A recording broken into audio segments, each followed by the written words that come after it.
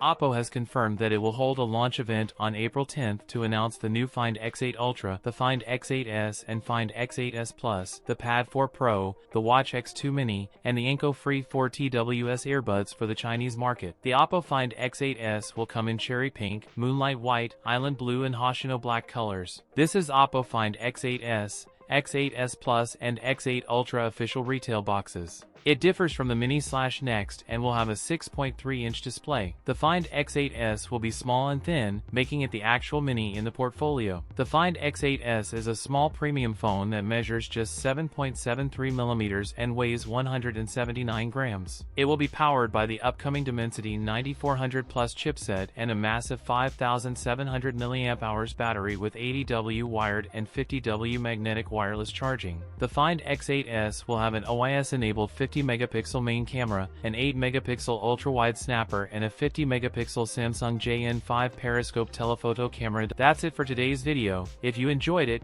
don't forget to like, comment, and subscribe for more content. Thanks for watching, and I'll see you in the next one.